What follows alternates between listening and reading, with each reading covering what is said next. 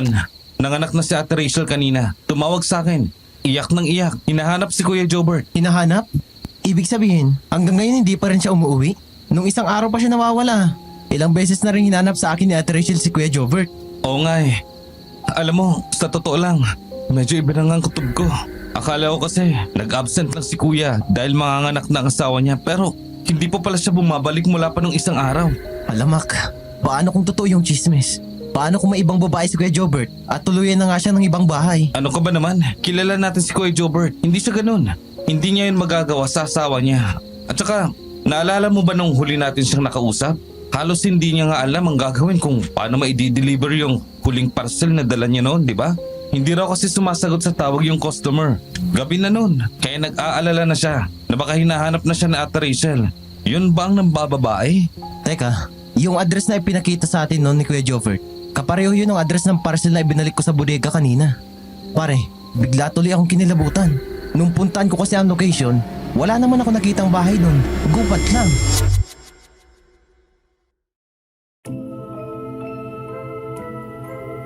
Alam kong karamihan sa atin ay pamilyar sa mga aswang. Maaring hindi pa sila nakikita ng ilan, ngunit laganap sila sa mga kwentong panakot na minana natin mula sa ating mga lolo at lola.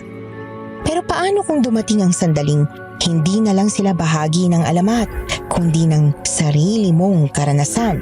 Paano kung isang pangyayari ang magbukas ng iyong mga mata sa katotohanang hindi lang iisang uri ng aswang ang umiiral, kundi sari-saring nilalang na higit pang mas malala kaysa sa iyong mga bangungot? Anong gagawin mo kung malagay ka sa isang sitwasyong hindi lamang ang iyong kaligtasan ang nakataya, kundi pati ang buhay ng mga taong itinuturing mong pamilya, ang sarili mong mga kaibigan? Handa mo ba silang iligtas kahit ang kapalit ay buhay mo? I-comment po ang inyong sagot.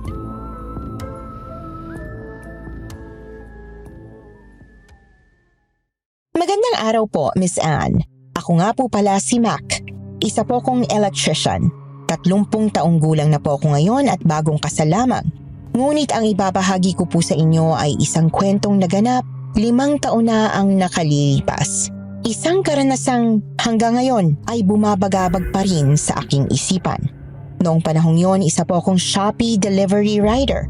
Isang trabahong ni minsan ay hindi ko naman po ikinahiya. Lalo na at marangal naman ito at sapat para suportahan ang sarili ko. Isa po kasi akong ulila. High school pa lamang ako nang mamatay ang aking mga magulang.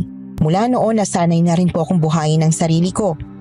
Dahil din doon, hindi ako likas na naging palakaibigan. Ngunit may 2 taong nakapasok sa aking mundo.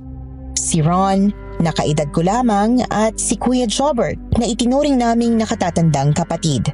Katulad ko, mga Shopee rider din po sila. Tahimik at simple lang sana ang buhay namin. Ngunit isang araw, sinubok kami ng kapalaran nang bigla na lamang mawala si Kuya Jobert. At kung paano namin siya hinanap at ang mga katotohanan naming natuklasan sa prosesong yon, ang siyang ibabahagi ko po sa inyo ngayon.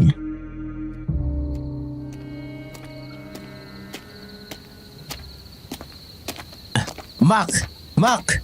Oh, bakit? Magre-remit ka na ba? Oo, maaga akong natapos ngayon. Ikaw, Hindi pa nga eh. bakit naman? Mukhang wala ka ng dala. Ay, may isa pa. Yung maliit na parcel na to. Pangatlong attempt ko na to eh. Pero hindi ko pa rin alam kung saan ko i-deliver. Hayaan mo na lang. Ibalik mo sa seller. Oo nga eh. Kahapon may mga hindi rin ako na-deliver. Mga scammer yata ang umorder eh. Sakto pang sabay-sabay. Mapapagalitan na naman ako nito. Sandali, yan ba yung parcel na may address na katulad nung kay Kuya Jobert? Oo, Patingin nga. Subukan kong hanapin sa ibang application. nasubukan ko na yan, Mac. Lahat na yata ng apps, ginamit ko na para hanapin yung address na yan.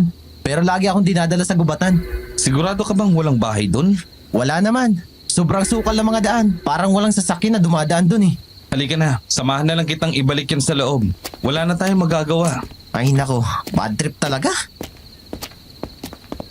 Hoy, kayong dalawa! Ron! Mac! Aling Vina, ano ang ginagawa niyo rito? Ano pa ba? Di sinusundong magaling kong manugang. Paano?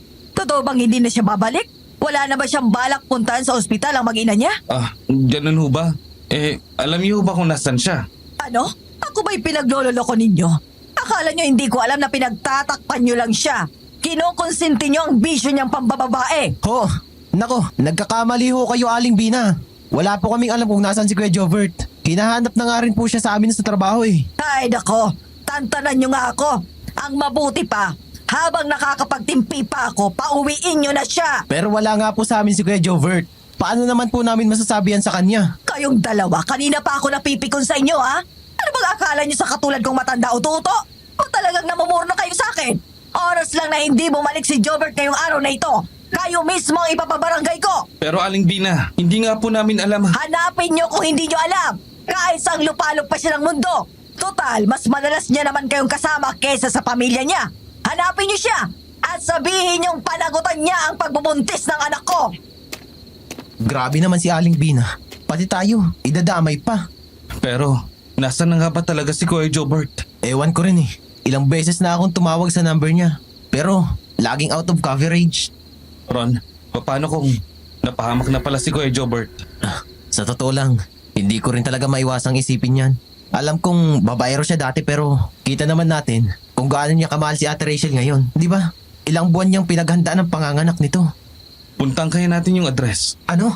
Baliw ka ba? Anong oras na oh? Ngayon mo pa talagang naisipan yan? Iba kasi talagang kutob ko. Kung si Aling Bina lang ang kinakatakutan mo, huwag mo nang pansinin. Wala naman tayong ginawang masama eh.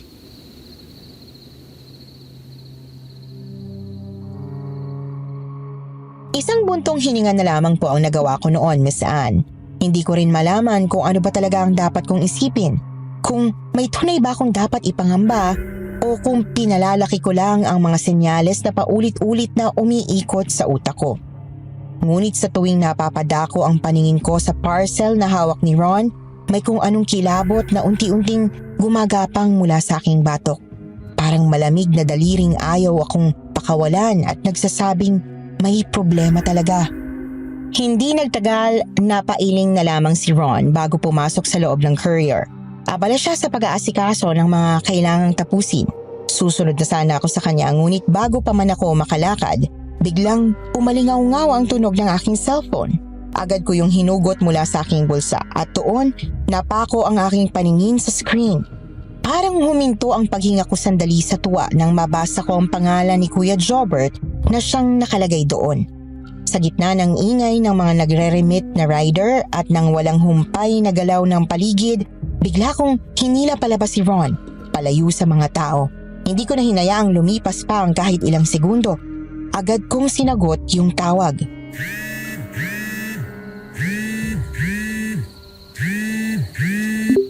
Hello? Kuya Jobert? Tulungan niyo ako. Ano? Hindi ka namin maintindihan, kuya. Nasaan ka ba ngayon? Hinahanap ka ni Ate Rachel. Nanganganak na siya. Ano raw? Tulong. Parang humihingi siya ng tulong. Ha? Teka, ako muna ang kakausap sa kanya. Oh, eto. Kuya Jobert, nasaan ka? Kailangan mo ba ng tulong? Tulungan niyo ako. Papahamutan na ako. Bitawan mo ako. Kuya? Kuya Jobert, hello? Kuya! Oh, ano nangyari? Shit! Sinasabi ko na nga ba? Tama talagang kutob ko. Nasa panganib si Kuya Jobert. Halika na, bilisan mo. Sandali, saan tayo pupunta? Sa police station.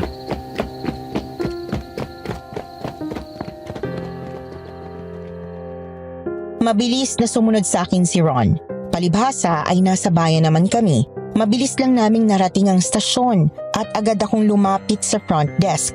Pero sa dami ng kailangan na fill-upan at gawin, halos kalahating oras pa ang ipinaghintay namin bago sila tuluyang sumama. Agad naming pinangunahan ni Ron ang daan. Sa totoo lang, sobrang kaba ang bumalot sa akin noon, Miss Anne. Hinding-hindi ko kasi malilimutan ang tunog ng boses ni Kuya Jobert sa kabilang linya. Ang basag at puno ng takot niyang boses habang humihingi ng tulong. Nang makarating kami sa address, nagsimula ang paghahanap namin ngunit lumipas ang ilang oras hanggang sa inabot na kami ng umaga ay wala pa rin kaming nakita ni katiting na bakas ni Kuya Jobert sa kagubatang yon. Dahil doon, minabuti ng mga pulis na tingnan ang iba pang anggulo ng pagkawala ni Kuya Jobert na baka nga raw umalis lang ito at sumama sa iba. Ilang beses pa kaming nakipagtalo noon ni Ron, Miss Anne, pero wala pa rin kaming nagawa ng umalis ang mga ito.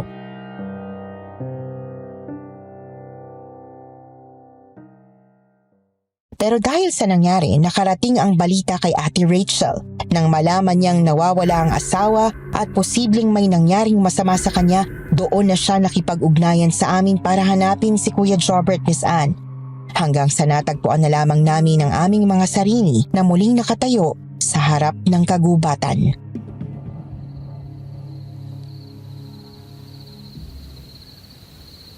Diyos ko, kinakabahan talaga ako sa ginagawa natin, Mac. Halika na. Sobrang dilim. Sigurado ka ba talaga dito? Huwag ka ng maraming tanong. Buhayin mo na lang yung flashlight mo. Oo na, ito na.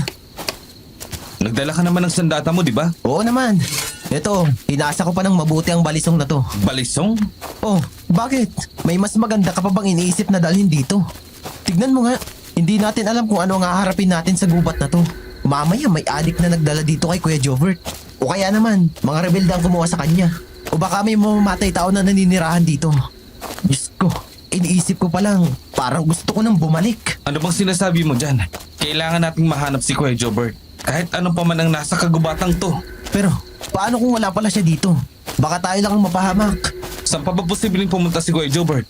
Bahay at trabaho lang naman ang inaatupag nun, di ba? Saka, malino na yung address na to. Ito lang yung sinabi niya sa atin na pupunta niya bago siya nawala. Malay ba natin kung hindi pala siya tumuloy nun? Paano mo ipapaliwanag yung paghingi niya ng tulong sa atin sa tawag? Dinig mo naman, di ba? Paano kung nasa tunay na panganib ang buhay ni Kuya Jobert? Wala naman tayong nakita dito kagabi.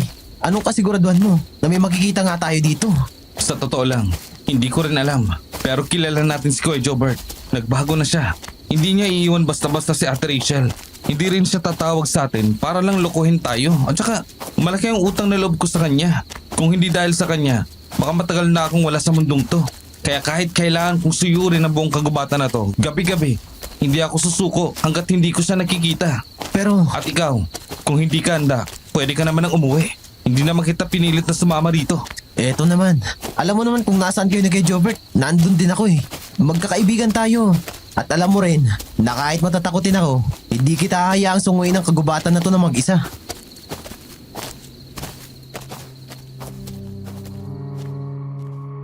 Marahan akong tumangunon kay Ron, tahimik na nagpapasalamat. Nagpatuloy kami sa paglalakad, ngunit sandali akong nalubog sa aking mga alaala at hindi ko mapigilang balikan ang araw na iniligtas ni Kuya Jobert ang aking buhay. Dumaan po kasi ako sa puntong gusto ko nang takasan ng mundo, Miss Anne. Sa labis na pangungulila sa aking mga magulang at sa hirap ng buhay na hindi ako sanay harapin ng mag-isa, pakiramdam ko noon ay wala nang saysay ang lahat. Pero nung araw na buo na ang loob kong tapusin ang lahat, doon dumating si Kuya Jobert para iligtas ako. Sila ni Ron ang nagturo sa akin na muling makita ang saysay ng buhay at magkaroon ng pag-asa. At alam ko sa sarili ko na kahit ano pa ang mangyari, tatanawin kong utang na loob yon sa kanila habang buhay.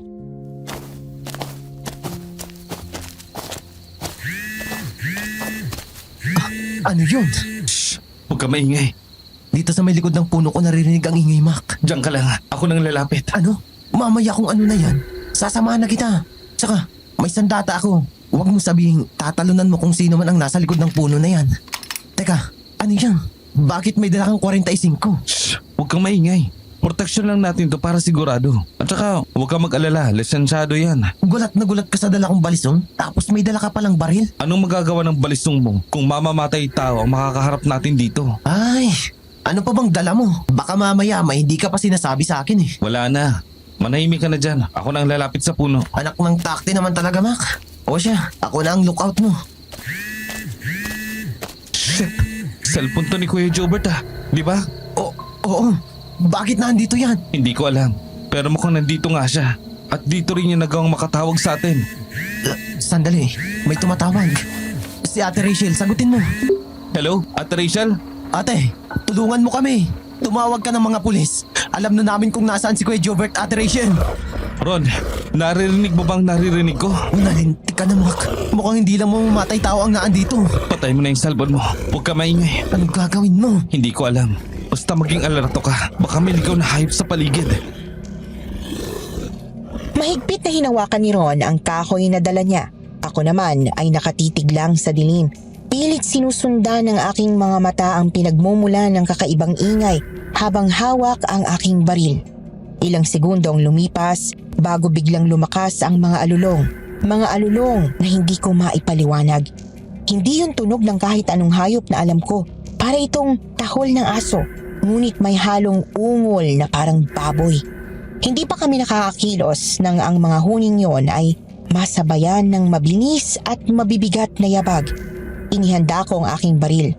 Handa akong paputukin yon oras na lumabas ang hayop. Pero mula sa kumikibong damo, biglang lumabas to ng isang halimaw. Malaki ito, Miss Anne. Mas malaki kesa sa amin. Malaki ang katawan. At ang mas nakakatakot ay ang itsura nitong parang baboy ngunit nakatayong parang tao. Mapupula ang mga mata nito, matatalas ang mga ngipin, at nang binuka nito ang bibig, naglabas ito ng nakakakilabot na alulong. Ah! Shit! Hindi tinabla ng bala! Tara na! Tumakbo na lang tayo, bilis! Dito tayo sa kaliwa! Anak ng tokwa talaga!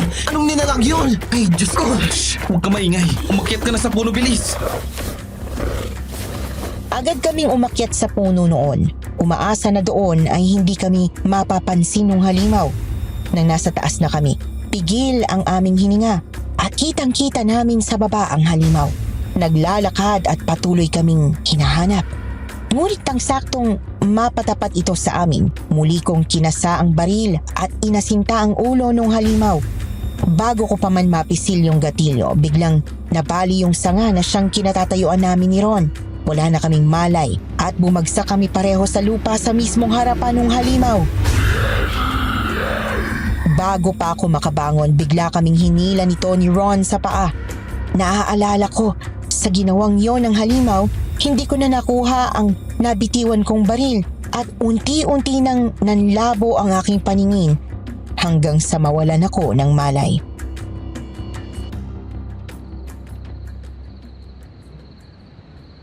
Mac! Mac! Gising! Ron? Ako nga! O ano? Ayos ka lang ba? Oo. Sandali. Nasaan tayo? Hindi ko alam eh. Pero mukhang tama ka. Nandito nga si Kuya Jovert. Ha?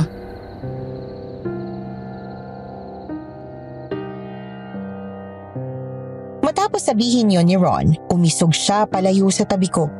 Doon ko lamang naman nasilayan ng malinaw ang loob ng maliit na kubo. Mahina ang ilaw nito at galing lang sa gaserang nakasabit sa kisame na parang anumang oras ay pwedeng mamatay. Naamoy ko pa noon ang halong pawis, alikabok at kung anong amoy ng lumang kahoy na matagal nang hindi nagagalaw.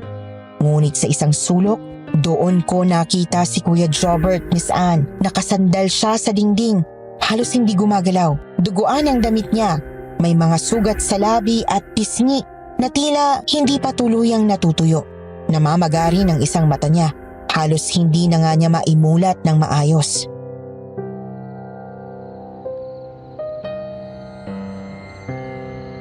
Kuya Jobert, nandito ka nga. Sandali, paano ka napunta dito? Tsaka, nakita mo rin ba yung halimaw na nakita namin, Kuya Jovert? Hindi ko alam kung paano ako napunta sa lugar na ito. Ang alam ko lang, sinundan ko ang address na nakalagay sa huling parcel na ipinakita ko sa inyo. Oh, tapos? May napansin ako naglalakad sa loob ng gubatan. Kaya sinundan ko. Pero nasa kalagitnaan ako ng gubatan nang biglang may sumulpot na mga... Halimaw? Oo, harimudo ng tawag sa kanila. At marami sila dito. Marimudon? Teka, alam ko yan ha. Nasabi sa akin ni tatay ang tungkol sa kanila.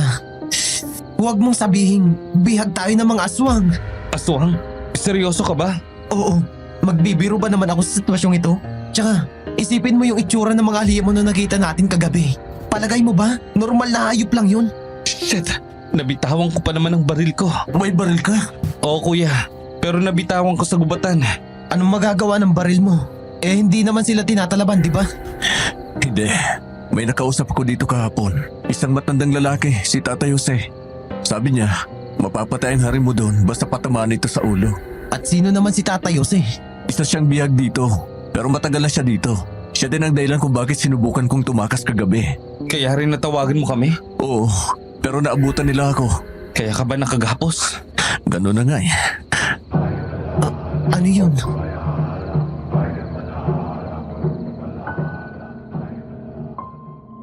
Bumaling ako sa bintanang nakasara at dahan-dahang humakbang palapit.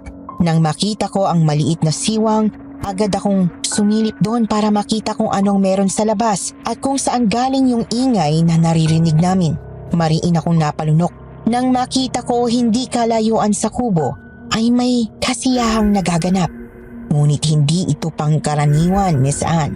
May maliit na entablado at sa paligid nito, nakapalibot ang mga nilalang na mukhang baboy o tawagin na nating harimuton.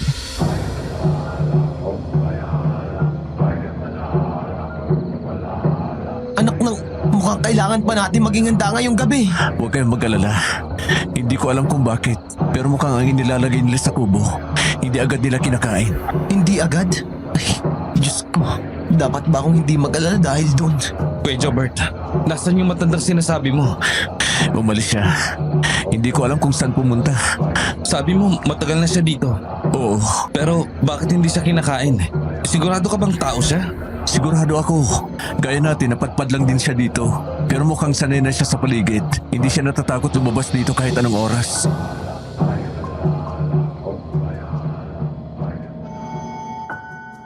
Ibinalik ko ang tingin ko sa siwang ng bintana at doon ko nakita ang isang matangkad na lalaki na umakyat sa maliit na entablado. Nakasuot siya ng itim na damit at may itim na balabal sa balikat na parabang isa siyang hari ng mga harimudon. Mahaba ang buhok niya, itim at lampas balikat at kitang-kita ko rin ang maiitim na ugat na tila gumagapang sa balat niya, paikot-ikot sa braso, leeg at mukha. Kung ikukumpara sa mga harimudon, mas tao ang itsura niya. Halos normal ang mukha niya, maliban sa mga ugat na sumisilip sa balat at sa mga matutulis na tainga. Meron din siyang kakaibang aura na dala, nakakakilabot. Para bang dala niya mismo ang malamig na hangin at mararamdaman mo yon kahit gaano ka pa kalayo. Kaya naman, nang bigla siyang lumingon sa kubo kung nasaan kami noon, saglit akong napaurong at ang mga kamay ko ay bahagyang nanginginig sa kilabot na dala ng mga mata niya na para bang alam niyang naroroon ako at nakasinip, Miss Anne, kahit na hindi niya ako direktang nakikita.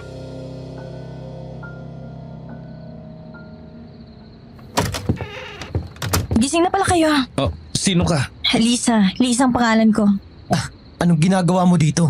Nandito ka ba para kainin kami? Hindi. Nandito ako para ibigay sa inyo mga prutas na ito. Kapipitas ko lang ng mga ito sa puno kaya makakasiguro kayo na sariwang mga yan. Hindi namin kailangan yan. Ang tanong ko, sagutin mo. Sino ka? Mac, Lisa nga daw, di ba? Ang ibig kong sabihin, anong nilalang siya? Alam ko nagtataka kayo kung ano ako at bakit nandito ako. Isa akong puting gabunan. Ang kapatid ko naman ang itim na gabunan na sinisilip ninyo kanina. Siya si Draco.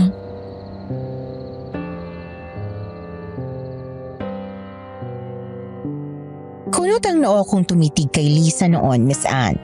Kabaliktaran ng lalaking mahaba ang buhok, si Lisa ay napakaputi. Sobrang puti na halos sumasabay sa kulay ng bestida at balabal na suot niya. Mahaba rin ang buhok niya at maging ang pilik mata niya ay mapuputi.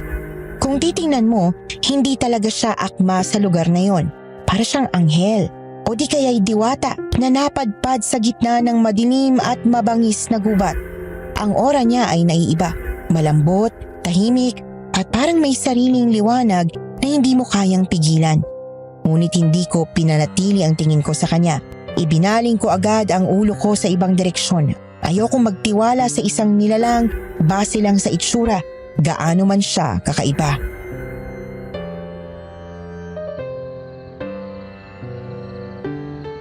Anong gagawin niyo sa amin? Pasensya na, pero hindi ko pa masasagot yan sa ngayon. Anong ibig mong sabihin? Bakit hindi mo ako pwedeng sagutin ngayon din? Mas mabuti kung magpahinga na muna kayo. Huwag kayong mag-alala, hindi kayo mapapahamak sa ngayon. Sa ngayon? Kanina pa hindi ko maintindihan ang ibig sabihin niya na. Ano ba kami dito? Espesyal na recipe? O ano, anak ko na? Mas makabubuti sa inyo kung susundin nyo na lang muna ako. Sino ka naman para sundin namin? Wala akong masamang intention sa inyo. Talaga? Patunayan mo nga yan. Anong ibig mong sabihin? Pakawalan mo si Kuya Jobert kung wala ka masamang intention sa amin. Hindi ko magagawa yan. Parusa yan sa kanya ni Draco dahil sinubukan niyang lumabas ng baryo. Kapag nakita niyang pinakawalan kong kaibigan niyo, baka lalo lamang siyang mapahamak. At pati kayo siguradong madadamay. Sandali, huwag niyo sabihin naniniwala kayo sa kanya. Kung masama siya, bakit niya tayo dinala ng prutas? Saka tignan mo, puting gabunan siya. Baka mabait nga naman siya. May mga ganun naman talaga, di ba? Ano naman ngayon kung puting gabunan siya?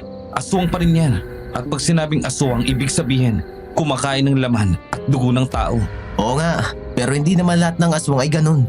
May mga uri din ng nilalang na kaya nilang kumain ng laman at dugo ng tao, pero hindi rin sila basta-basta nananakit. Seryoso ka ba, Ron? Huwag na kayong magtalo.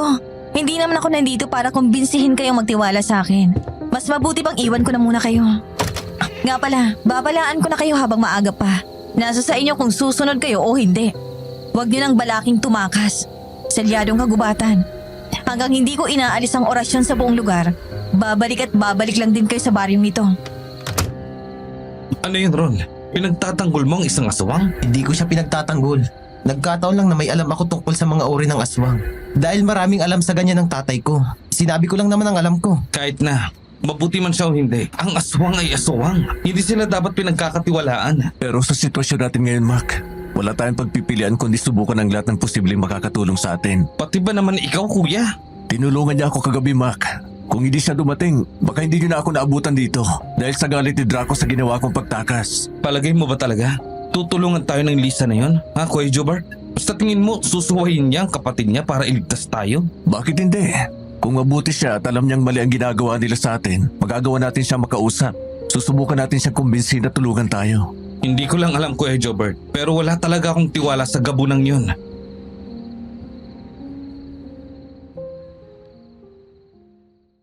Lumipas ang oras at mas lalo pang lumalakas ang kasiyahan sa labas, Miss Anne. Si Ron noon ay nakasilip sa bintana. Si Kuya Jobert naman ay sinusubukang matulog sa kanyang pwesto, habang ako ay malalim ang iniisip, nakasandal sa dingding at tahimik na itinatago ang kaba sa aking dibdib. Hindi ko maipaliwanag sa puntong yon kung bakit pakiramdam ko ay may kakaiba kay Lisa, Miss Anne. Hindi ko mapigilan ang pakiramdam na parang may gusto siyang iparating sa mga ginawa niyang paglapit sa amin, maging ang pagtulong niya noon kay Kuya Jobert. Sa lalim ng pag-iisip ko, hindi ko na malayan na inabot na pala ako ng liwanag.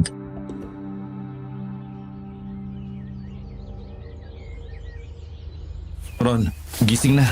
Ron, Mamaya na. Bawal naman tayong lumabas. Antok pa ako. hintayin mo na lang ba talaga kung kailan tayo kakainin ni Draco at ng mga alagad niyang yun? Ano bang gagawin mo? Gagawa tayo ng paraan para makaalis dito. Paano si Kuya Jovert? Dito muna siya. Lalabas lang tayo saglit. Lalabas? Kabilin-bilinan ni Lisa kagabi. Huwag tayong lalabas. Bakit ba naman natin kailangan sundin si Lisa? Aswang din naman siya. Oo, pero Ron, gumising ka nga. Nasa pugad tayo ng mga aswang ngayon. Kung hindi tayo gagawa ng paraan, dito na talaga tayo mamamatay. Hindi tayo makakaisip ng paraan kung aasa lang tayo sa puting gabunan na pinipilit niyong mabuti. Tayo ang gagawa ng paraan para makaalis dito, Ron. Hindi kahit ang sino sa kanila. paano kung magkita tayo ng hari mo doon? Isumbong tayo kay Draco. Muntik na nga raw mapatay si Kuya Jovert nang subukan niyang tumakas, di ba? Kaya nga kailangan nating mag-ingat. Mac, mamaya lalo lang tayong mapahamak. Sige, bantayan mo na lang si Kuya Jobert. Hindi ka talaga mapipigilan, ano? Alam mong hindi, Ron. Hindi ko kayang tumagal pa dito kahit isang araw. Nandito tayo para iligtas si Kuya Jobert, di ba? Hindi para maging bihag din. Sige na nga.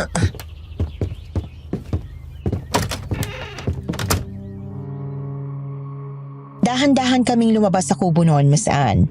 Paglabas namin, walang harimo doon na gumagala sa paligid.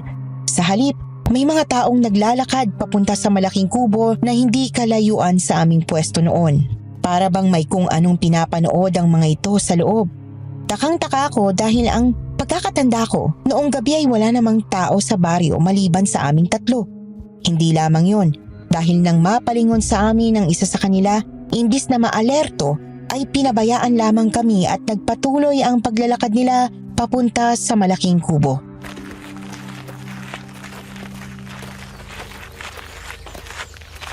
Bakit biglang nawala mga hari mo doon? Hindi sila nawala. Ano? Sabi ni tatay sa akin, kapag sumikat ang araw, bumabalik sa anyong tao ang mga hari mo doon. Nagiging halimaw lang ulit sila kapag dumilim na ang langit at lumubog na ang araw. Ibig mong sabihin, lahat ng nakikita natin ngayon May mga hari mo doon na nasaan yung tao lang? Oo. At mukhang wala rin silang pakialam sa atin. Hindi ka ba nagtataka? Sa totoo lang, mas kinakabahan ako, Mac. Masyado nila tayong pinababayaan makalibot sa baryong ito. Ni hindi nga tayo nakagapos. Pero kung totoo ang sinabi ni Lisa na hindi tayo makakalabas dito dahil silyado ang buong kagubatan, Pero bakit naman tayo nakapasok sa kagubatan kung silyado pala? may punto ka rin. Halika, mas mabuti pang alamin natin kung ano ba talaga nangyayari dito.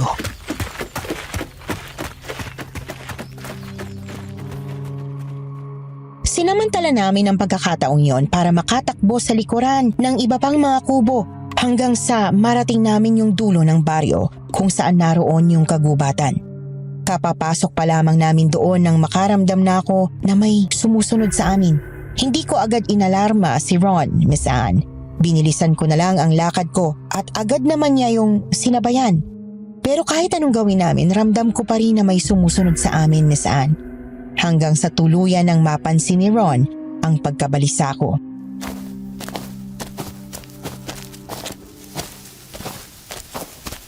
May problema ba? May nararamdaman akong sumusunod sa atin. Ha? Sigurado ka ba? Oo, kanina ko pa nararamdaman. Hoy! Kung sino ka man, lumabas ka! Anong ginagawa mo? Nasisiraan ka na ba? Wala tayong sandata dito. Shh! Huwag kang mag-alala. Kakausapin lang natin. Ano? Kung sino ka man, lumabas ka na ngayon din. Wala kaming gagawing masama sa kagubatang ito. Maghahanap lang kami ng makakain. Kung isa ka mang harimudon at utos ito ni Draco. Palagay niyo ba ay may pakialam ang mga hari mo doon sa inyo? Sino ka? Jose, Tatay Jose na lang ang itawag niyo sa akin. Tatay Jose? Teka, siya yung sinasabi ni Kuya Jobert ah. Mukha nga.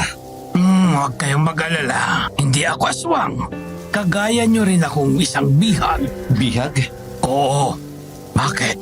Hindi ka ba naniniwala, iho? Hindi naman ho sa ganun pero para kasi kayong hindi bihag. Mukhang nag-i-enjoy pa nga ako kayo rito eh. Hindi ako masaya rito, iho. Sinanay ko lang ang sarili kong maging kalmado. Eh, paano niyo po nagagawa yun? Eh, lahat ng naandito ay aswang. Kung 5 taong ka nang nakakulong dito, maniwala ka sa akin, iho. Gagawin mo ang lahat para turuan ang sarili mong maging kalmado. Dahil kung hindi, baka ikaw na mismo ang tumapos sa sarili mong buhay. Sandali ho, 5 taon na ho kayong nandito? Ganun na nga. Kaya pala naisipan ni Kuya Jobert na tumakas pagkatapos niya kayong makausap. Paano niyo natiis? Paano buhay pa rin kayo hanggang ngayon? Paano ko natiis? Simple lang. Tinanggap ko ang katotohanang nakakulong na ako sa baryong ito habang buhay. At kung bakit buhay pa ako? Dahil gaya nyo, nakalaan ako sa ibang bagay. Hindi para maging hapunan lang ng mga aswang. Hihintayin niyo lang ho ba kung kailan nila tatapusin ang buhay niyo? Bakit, iho? Nakaisip ka ba ng paraan para makalabas dito? Wala pa. Pero alam kong hindi ako titigil hanggat... Ganyan din. Ganyan din ako noon. Determinado at walang balak sumuko. Pero habang nasasaksihan ko kung paano dumaan ang mga araw at gabi sa harap ng aking mga mata at nananatili pa rin ako sa baryong ito, unti-unting nawala ang pag-asa ko. Malamang ganun din ang mangyayari sa inyo. Hindi ho mangyayari yan. Kahit ano pa mangyari, hindi ako mapapagod mag-isip ng paraan makaalis lang dito. Pero walang daan palabas ng baryong ito. Dahil ho ba sa silyadong inilagay ng puting gabunan na yon? Kilala niyo pala si Lisa? Opo, at wala ho kaming tiwala sa kanya. Tatay, mawalang galang na ho. Pero paanong silyado ang kagubatan? Eh, nakapasok nga ho kami rito. Kontrolado ni Lisa ang kagubatan. Alam niya kung sino ang papapasukin at kung sino ang hindi. Sinasabi niyo ho ba na sinadya niyang papasukin kami? May paliwanag ako para dyan. Pero kung gusto niyong malaman, sumunod kayo sa akin. Mukhang marami pa kayong hindi naiintindihan sa kalagayan ninyo ngayon. Pasensya na ho, pero mas gusto po namin hindi basta-basta magtiwala.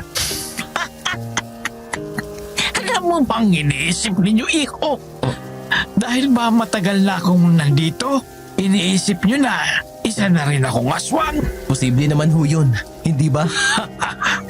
Kung isa akong hari mo doon, hindi ako mangangas na pakialaman kayo. Lahat ng aswang dito ay takot kay Draco.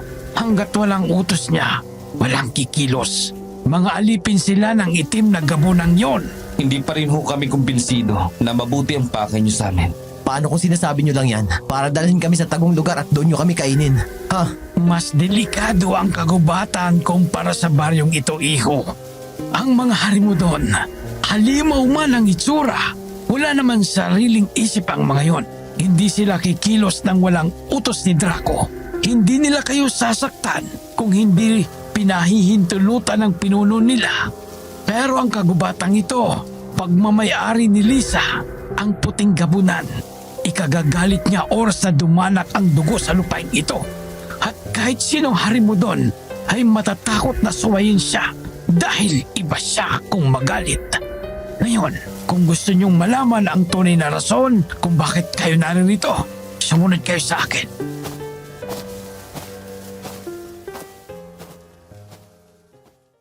Matapos niyang sabihin yon, tinalikuran na niya kami at nagsimulang maglakad palayo. Sandali naman kaming nagkatinginan ni Ron noon, Miss Anne. Sandaling nag-alangan. Pero sa huli ay sumunod na rin kami kay Tatay Jose. Habang naglalakad kami, hindi ko mapigilang magmasid sa paligid. Oo, halos magkakamukha ang mga puno. Pero may mga maliliit na palatandaang unti-unting pumukaw sa alaala ko. Gaya na lang ng mga marka sa lupa, maging ang direksyon ng daan na sobrang pamilyar sa akin, hanggang sa may mapansin akong bahagyang kumikinang sa ilalim ng mga damo sa di kalayuan. Huminto ako sandali at doon ko yun pinutukan ng tingin. Nang makutuban ko kung ano yon, hindi na ako nag-atubili. Dali-dali akong tumakbo papunta doon. Agad kong hinawi ang mga tuyong dahon na siyang tumatabon sa kulay silver na flashlight.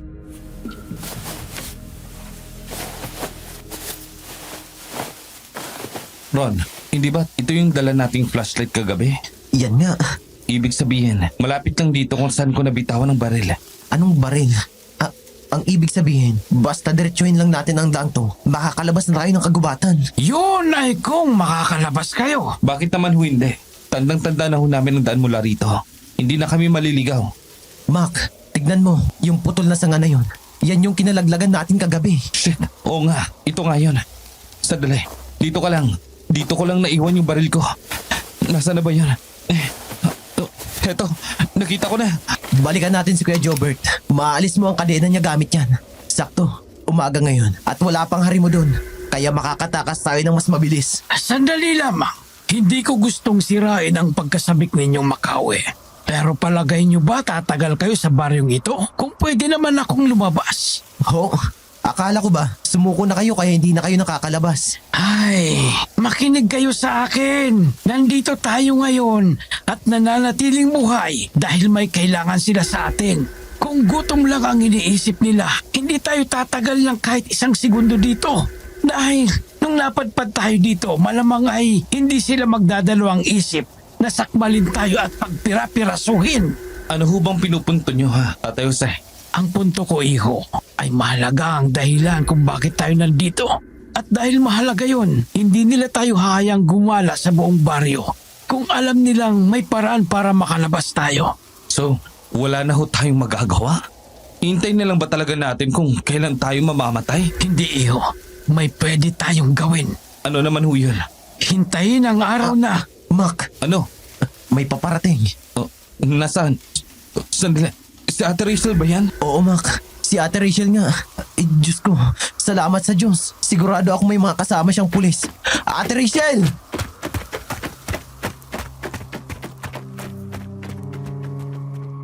Mabilis na tumakbo si Ron papunta kay Ate Rachel. Hindi ko rin napigilan ang biglang tuwa sa puntong yon at para bang nawala rin sa isip ko ang naputol na usapan namin ni Tatay Jose. Patakbo rin akong humakbang palapit kay Ate Rachel. Ngunit bigla na lamang akong napatigil nang sumalpok si Ron sa kung anong hindi namin nakikita. Para bang may nakaharang sa hangin, Miss Anne.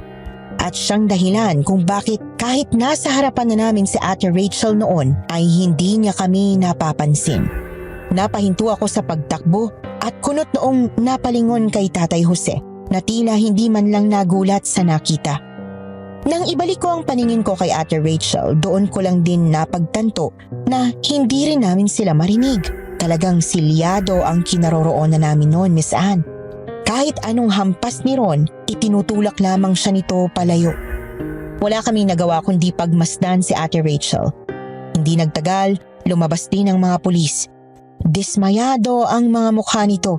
Walang pinagkaiba noong dinala din namin sila sa kagubatang yon para hanapin si Kuya Jobert. Mula sa aming pwesto, kita namin kung paano umiiling na kinausap ng pulis si Ate Rachel. At kahit anong subok na magpaliwanag ni Ate Rachel, sa huli ay wala rin siyang nagawa kundi ang sumama sa mga pulis paalis. Hindi ko lubos maisip ang sakit na tinitiis niya. Kapapanganak pa lamang niya sa anak nila ni Kuya Jobert, tapos bigla na lang nawala yung asawa niya. Malamang ay hindi siya pinatutulog ng pag-aalala, lalo na sa puntong yon na kaming dalawa ni Ron ay nawala na rin tulad ng nangyari sa kanyang asawa.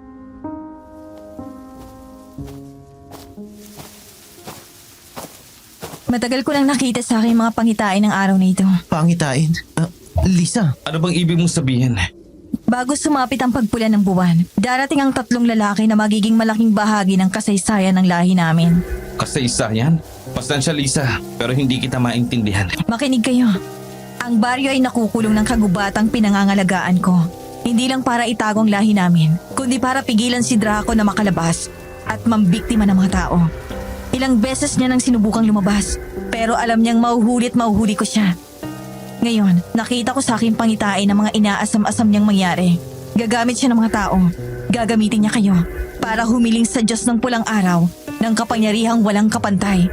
Nang sa ganon, mawawalang balakid sa lahat ng nais niyang gawin. wait. Base sa sinasabi mo, hindi kayo magkasundo ng kapatid mo. Ganun ba? Oo, magkaiba kami ng pananaw sa mundo. Kung kapatid ko ang hanap ay kapangyarihan at karahasan, ang gusto ko naman ay pangalagaan ang kagubatan at ilayo ang lahat sa posibleng trahedya. Tama kayo, isa akong aswang. Nagugutom ako sa laman ng tao. Pero gaano man ako kagutom, hindi ko pinapatay ang mga taong walang ginagawang masama sa akin. Kung ganun, ibig sabihin, ikaw ang balakid sa plano ni Draco. Ikaw ang gusto niyang patayin. Tama ba? Hindi lang para patayin ako, kundi para masakop din niya ang iba pang uri ng mga aswang. Hindi lamang ang mga harimodon. Kung ganun, bakit hinayaan mo pa kami makapasok sa kagubatang to? Mas mapipigilan si Draco kung hindi na lang kami nakapasok sa baryong to, di ba?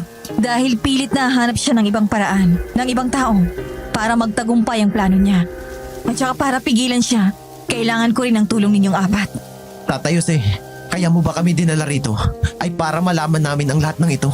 Gusto niyong makaalis dito, hindi ba? Opo.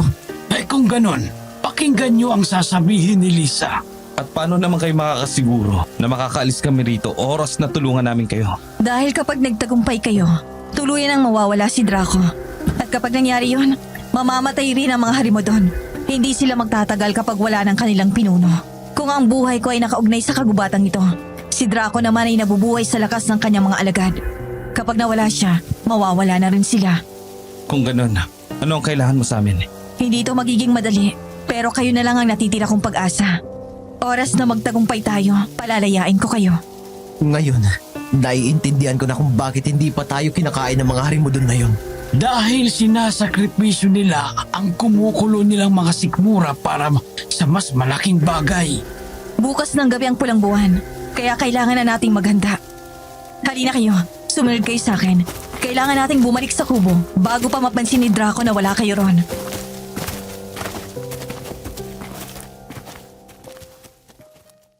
Gaya ng sinabi niya, dahan-dahan kaming naglakad pabalik sa baryo. Pagpasok namin sa kubo, napansin ko si Kuya Jobert na nakatingin sa amin. Kahit papaano bahagyang nabawasan na ang pamamaga ng mga pasa sa kanyang mukha. Tahimik lamang siyang nakaupo nun, nakasandal sa dingding at ang bawat paghinga niya ay mabagal. Agad namang sinarado ni Tatay Jose ang pinto ng kubo. Sumilip pa siya sa maliit na siwang bago tuluyang sinara yon. Tila tinitiyak na walang nakapansin o nakasunod sa amin mula sa labas. Nang makumpirma niyang maayos na ang lahat, nagsimula nang magsalita si Lisa. Kahit tahimik lamang si Kuya Jobert sa kabilang sulok, ramdam ko noon na unti-unti niyang nauunawaan ang sinasabi nito. Kita ko sa kanyang mga mata ang mahinang pagsang-ayon, parang tahimik na pag-aproba sa planong inilalatag ni Lisa. Sa mga sandaling yon, Miss Anne, ramdam ko na bitbit ni Lisa ang lahat ng aming pag-asa.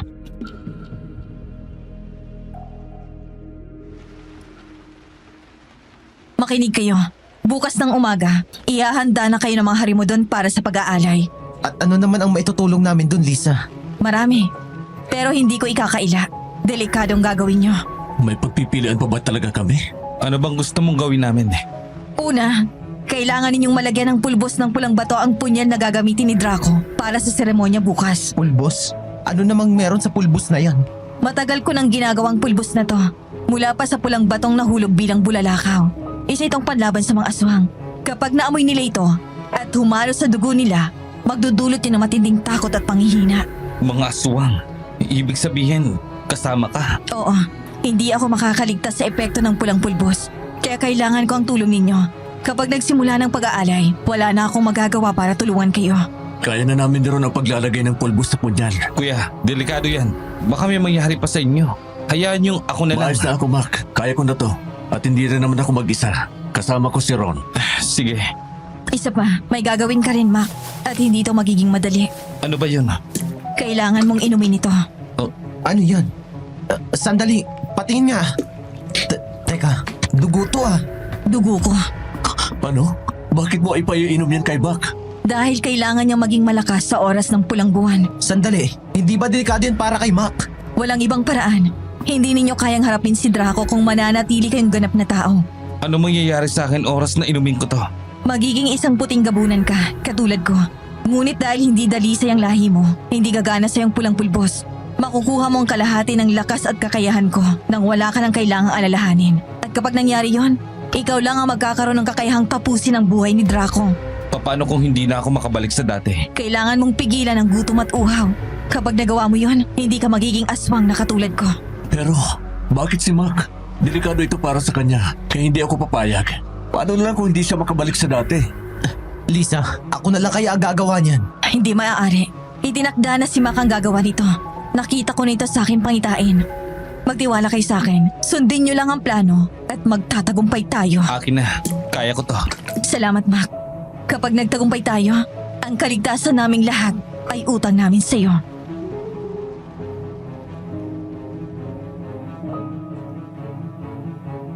Hindi ko alam kung anong isasagot ko noon, Miss Anne. Parang may bumara sa lalamunan ko. Alam kong gagawin ko ang lahat para iligtas ang mga kaibigan ko. Kumpara naman sa kanila, wala naman akong pamilyang maiiwan. Walang asawa, walang anak tulad ni Kuya Jobert.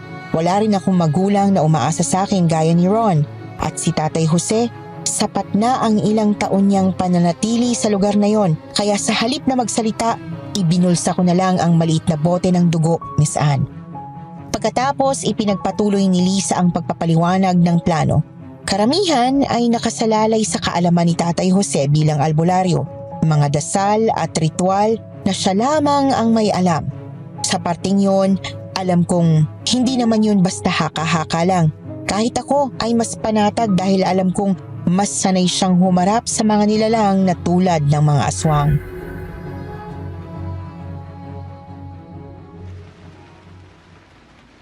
Kuya Jobert, subukan nating alisin ang kadena sa kamay mo. Sandali, Mac. Paano kung mapansin yan ni Draco? Mac, saan mo nakuha ang baril na yan? Sa gubatan, mahabang kwento. Tama si Ron. Masyadong agaw pansin yan. Ang mabuti pa, akin ang kamay mo, iho. Susubukan kong alisin ang kadena. Kaya nyo ho. Ilang beses na po namin sinubukan yan eh. Masyadong matibay po ang kadena. Subukan natin ang langis na dala ko. Langis? Saan nyo ho nakuha yan, Tatay Jose? Ay, kung hindi nyo natatanong, isa akong albularyo. Kaya kahit mga damo lang na sa paningin ninyo, ang isang dahon o halaman para sa akin ay may kakayahan akong pagkunan ng mga bagay na makakatulong para mabuhay sa baryong ito. Nga pala Tatay Jose, ilang taon na ho kayong napadpad dito? Paano yung pamilya ninyong naiwan? Hindi ba nila kayo sinubukang hanapin? Wala akong pamilya. Hindi ako nagkaroon ng asawa dahil mas pinili ko ang pagiging albularyo. Dumadayo ako noon sa iba't ibang lugar para manggamot lamang. Paano naman po kayo nakarating dito? Ay nako, hindi ko malilimutan ang araw na yun. Isang sulat lang ang dumating sa akin noon. May isang pasyenteng naghihintay raw sa akin mula sa probinsya. Lumuwas ako rito para sundan ang binigay na address. Pero heto, dito ako dinala. Hanggang sa tuluyan na akong nakulong. Bukod po sa inyo, wala na po bang ibang taong napadpad sa baryong ito? Maliban sa atin, wala na. Malamang, kahit may maligaw, hindi pinapapasok ni Lisa sa kagubatan ito. Maliban sa ating apat. Dahil kailangan nila tayo. Tama. At gagawin ni Draco ang lahat. Mapunan lang ang sikmura niya at maging mas malaya. Kapag nangyari yon, lahat ng tao ay mapapahamak. Pati na ang pamilya natin.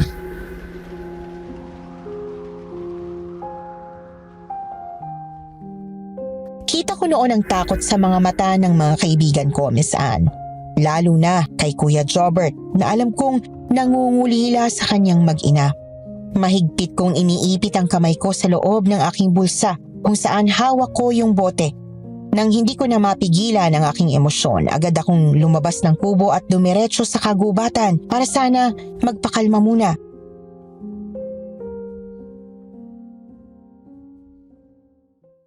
Pero bigla akong napahinto nang marinig ko ang mga boses di kalayuan. Agad ko yung sinundan, Miss Anne, lalo na nang mabosesan ko si Lisa. Hindi naman ako nabigo dahil habang nakatago ako sa likod ng isang malaking puno, dinig na dinig ko ang usapan nilang dalawa.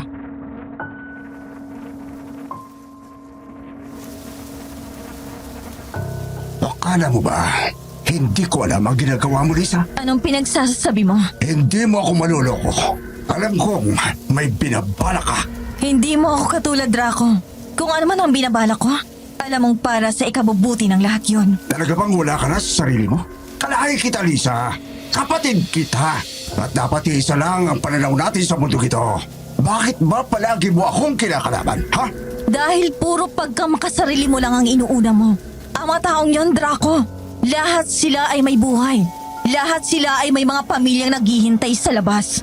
Anong karapatan mong kunin yun sa kanila para lang sa ambisyon mong sakupin ang mundo? Ano mo pakialam ng lahi natin sa kanila? Nabuhay tayo sa mundong ito bilang mga aswang. Mga aswang na nabubuhay para sa laman ng tao. Tama na, Draco. Hindi mo ikamamatay ang hindi kumain ng sariwang laman.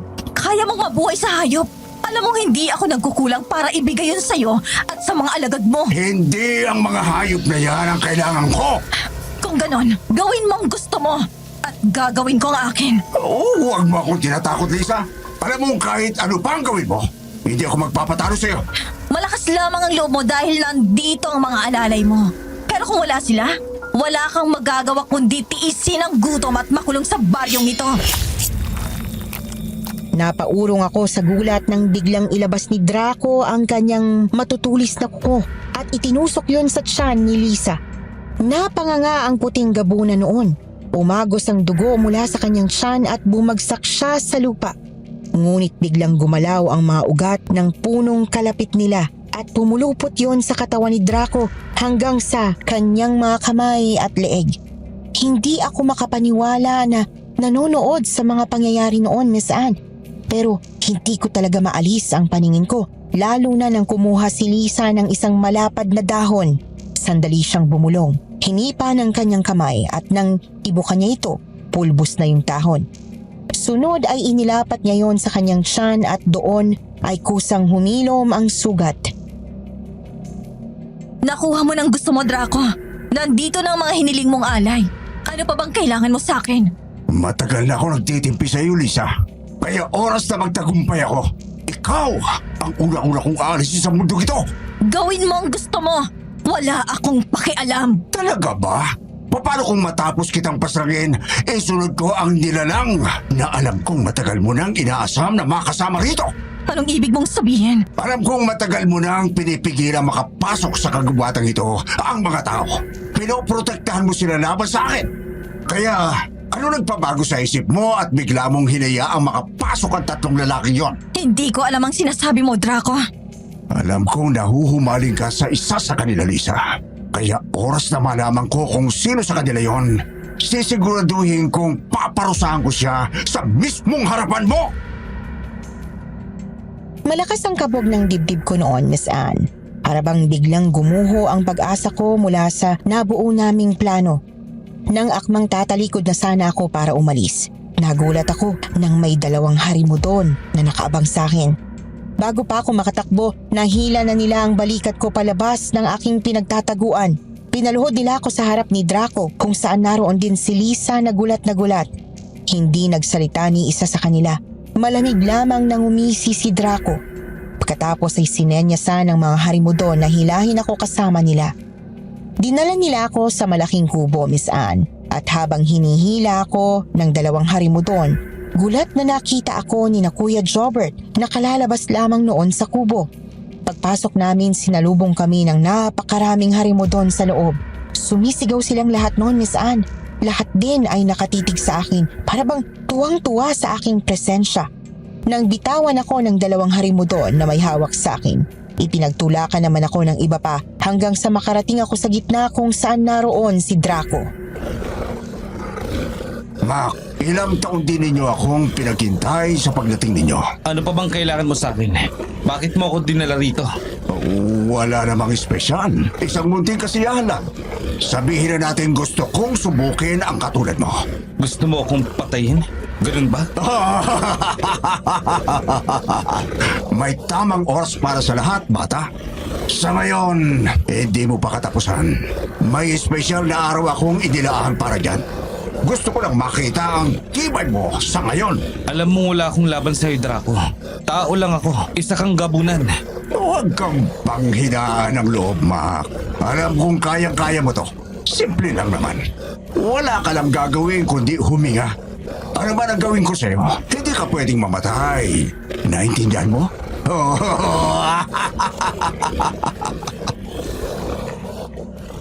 Mariin akong napalunok noon, Miss Anne. Ramdam ko ang panginginig ng bawat kalamnan ko. Pero nang pumwesto na si Draco sa gitna, inihanda ko na rin ang sarili ko. Hindi siya nag-aksaya ng oras. Sunod-sunod ang tama ng mga atake niya sa akin.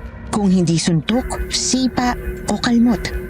Sa bawat tama, para akong nauubusan ng hininga noon, Miss Anne.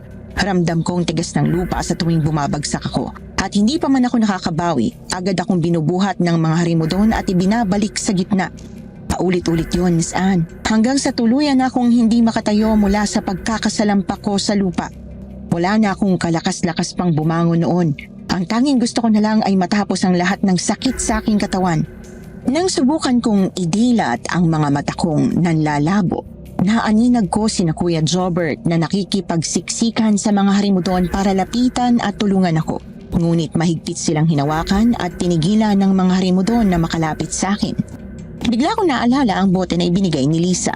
Nakasiksik lamang yon sa bulsa ko noong mga oras na yon. At alam kong sa isang mabilis na pagkakataon ay kaya ko yung inumin. Ngunit mapakla na lamang akong napangiti. Hindi ako kumilos at hinayaang hilain ako ng 2 harimo doon palabas ng kubo.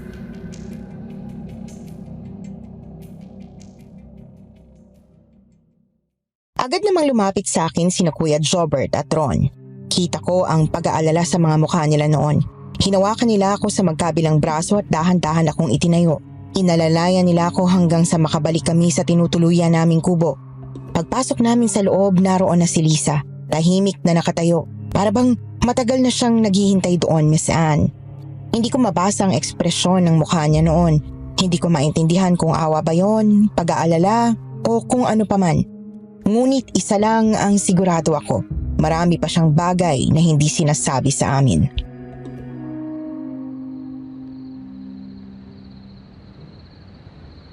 Iwan niyo muna kami. Gagamutin ko muna si Mac. Hindi naman kailangan. Sige na, Mac. Mas mapapanatag kami kung alam naming magagamot ang mga sugat mo. Sige na nga. Sige, maiwan muna namin kayo. Halika, maupo ka muna rito. Salamat. Siya nga pala, may gusto sana akong itanong. Ano yun? Kung magtatagumpay kami, paano kami makakasiguro na makakalabas kami sa kagubatang to kung silyado ang daan? Hindi mo kailangang alalahanin yon. Kusang mawawalang proteksyon ko sa kagubatan oras na manghina ako. Ganun ba? Paumanhin nga pala sa ginawa ni Draco. Mas mabuti na rin siguro na nangyari to. Ngayon, may dahilan na akong inumin ng dugo mo at harapin siya para gantihan. Matagal na nagtitimpi si Draco. Malakas kumpara sa maraming uri ng mga aswang. At kung wala ako, Hindi niya na kailangan ng pagpula ng buwan para sakupin ang mundo. Ibig mong sabihin, takot siya sa'yo? Hindi. Walang kinatatakutan ang isang itim na gabunan. Pero maingat siya. Hindi siya susugod kung hindi siya siguradong mananalo. Kaya pala kaya niya maghintay ng ilang taon para sa planong to. Marami na siyang isinakripisyo para sa pag-aalay. Para sa pangarap niyang sakupin ang mundo. Kahit ang inang bangkilan, nagawa niyang patayin. Para mapasailalim sa kanyang mga harimodon. At ngayon, ikaw naman ang susunod niyang papatayin? Ganun na nga. Alam niyang kaya kong pantayan ang lakas niya. At alam din niyang hindi ko siya hahayaang makaalis dito hanggat nabubuhay pa ako. Kung ganon, bakit hindi mo na lang siya unahan? Gaya ng sabi ko, kaya kong pantayan ang lakas niya. Pero hindi ibig sabihin nun na mas malakas ako. Kung ganon, paano ko siya matatalo? Kalahati lang ng kakayahan mo ang makukuha ko oras na inumin ko to, di ba? Kaya nga nandyan ang mga kaibigan mo. Pati na rin si Tatay Jose. Lahat sila may papel sa laban nito. Hindi mo kailangang mag-isa. Sana nga tama ka, Lisa. Magtiwala ka sa sarili mo, Mac. Magtiwala ka sa kakayahan mo. At sa mga taong handang tumindig sa tabi mo.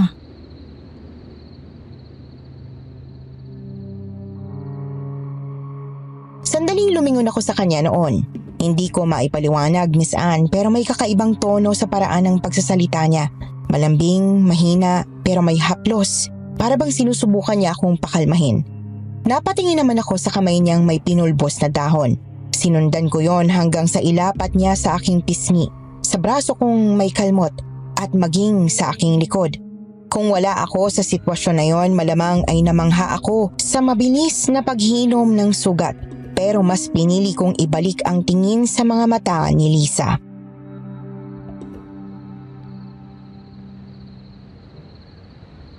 Narinig ko kayo ni Draco kanina. Narinig ko ang sinabi niya na isa sa amin ang hinihintay mo. Anong ibig niyong sabihin, Lisa? Walang katotohanan ng mga narinig mo galing sa kanya, Mac. Gusto kong maniwala sa'yo, Lisa. Lalo na't habang nandito kami sa baryong to, wala na kami ibang pagpipilian kundi ang magtiwala sa'yo. Pero pakiramdam ko, may itinatago ka sa amin, Lisa. Kaya paano kita pagkakatiwalaan ng buo? Wala akong tinatago sa inyo. Pero bakit kami ang napili mo? Naipaliwanag ko na yan sa inyo, hindi ba? Hindi. Ang gusto kong malaman ay kung bakit kami. Bakit kailangan mo maghintay ng 5 taon para magpapasok ng ibang tao dito sa baryong to? Sigurado naman akong hindi lang kami ang napapadpad sa kagubatang to sa loob ng 5 taon. Mac, alam kong mahirap tanggapin ang mga nangyayari sa inyo ngayon. Pero subukan mong magtiwala sa akin. Hindi ko alam, Lisa. Handa akong magbuwis ng buhay para sa mga kaibigan ko pero hindi ko mapigilang isipin. Pwede namang hindi kami ang napunta sa posisyong to. Naiintindihan ko kung natatakot ka. Hindi lang ako basta natatakot, Lisa. Ang totoo, hindi ako natatakot na mamatay para sa mga kaibigan ko. Pero natatakot ako makaligtas sila at maiwan ako dito sa loob ng buhay.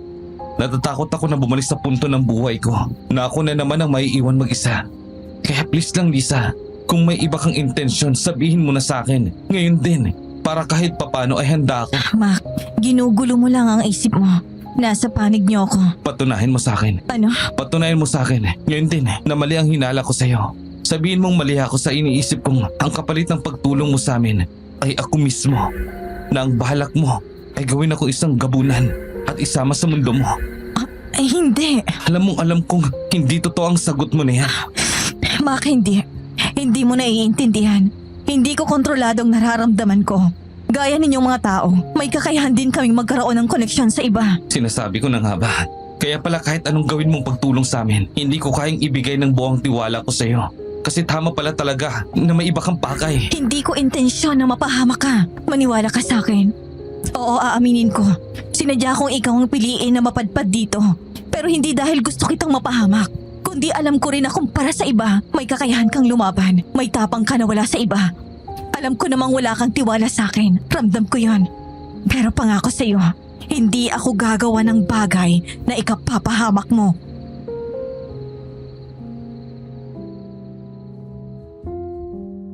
Mapakla na lamang akong napangiti sa kanya noon, Miss Anne.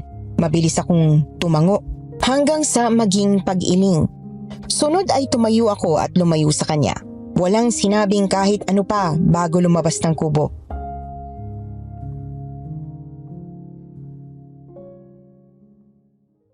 Paglabas ko, kita ko naman agad sina Kuya Jobert na may yakap-yakap na mga prutas sa kanilang mga braso.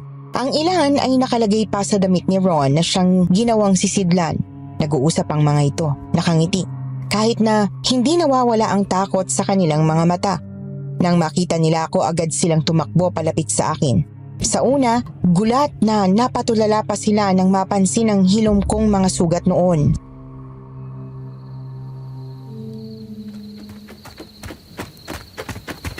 Wow, ang galing. Wala na agad ang mga sugat mo, Mac. Tama ka nga, Tatay Jose. Mas magaling na sa'yong manggamot si Lisa. Ba, wala naman akong kapangyarihang katulad niya. Umaasa lang din naman ako sa mga halamang gamot at orasyon. Nga pala, Mac. May dala kaming prutas. Halika, kumain muna tayo. Hindi na, mamaya na ako. Ha? Bakit? Wala naman. Magpapahangin muna ako. Sandali. May problema ba, Mac? Wala kuya. Sigurado ka? Pwede mo namang sabihin sa amin kung may problema. Wala talaga kuya. Huwag mo nang isipin. Ayos lang ako. May kinalaman ba yan sa boteng ibinigay sa'yo ni Lisa? Wala. Mac, hindi mo kailangan pilitin ang sarili mo. Alam mo, mas mabuti pa ibigay mo na sa akin yan. Ako na ang gagawa. Hindi rin naman talaga ako sa ngayon na ikaw ang sumabak sa ganitong delikadong bagay. Diyos ko, napakabata mo pa. Paano kung hindi ka makabalik sa dati? Hindi kuya. Kaya ko na to. Ako nang bahala. Sige na. Kumain na muna kayo. Mamaya na ako. Hayaan nyo na muna siya. Kailangan rin niyang makapagpahinga at makapag-isip sandali.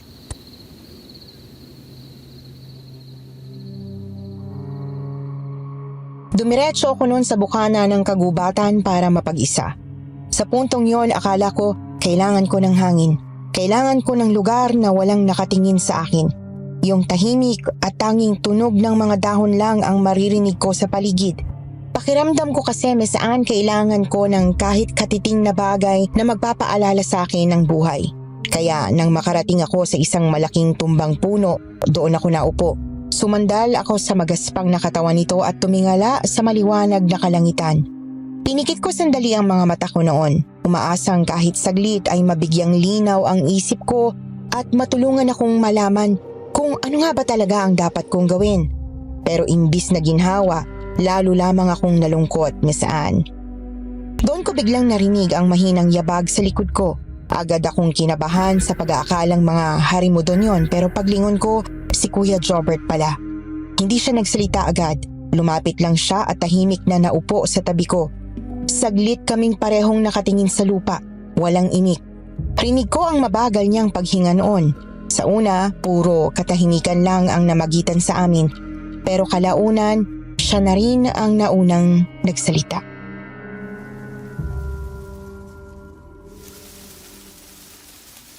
Eto, kumain ka muna kahit isang prutas lang.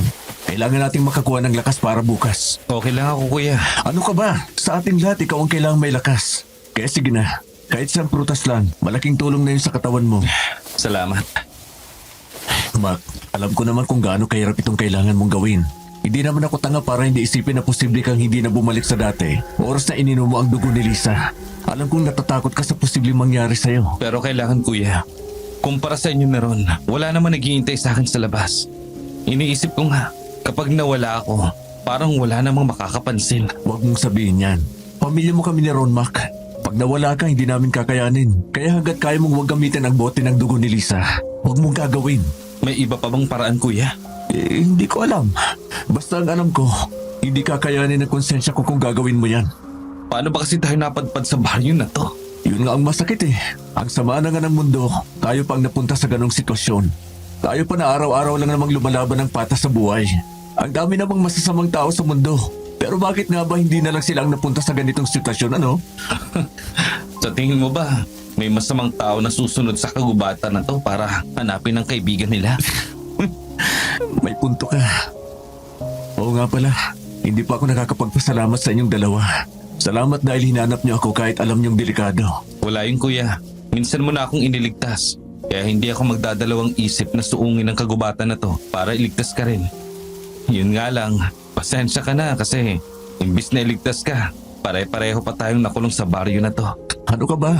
Kahit sino naman siguro hindi makakaligtas sa baryong to. Pero minsan naiisip ko, sana hindi ko na lang kayo tinawagan noon. Sana hindi ko na kayo binigyan ng dahilan para hanapin ako. Napahamak pa kayo dahil sa akin. Ano ka ba kuya? Hanggat hindi ka nakakabalik, hindi rin naman kami titigil sa paghahanap sa iyo. Oo nga naman, Kuya. Oh, ano ginagawa mo rito, Ron? Ano pa? Humabol sa inyo. iniwan niyo ba naman ako kay Tatay Jose?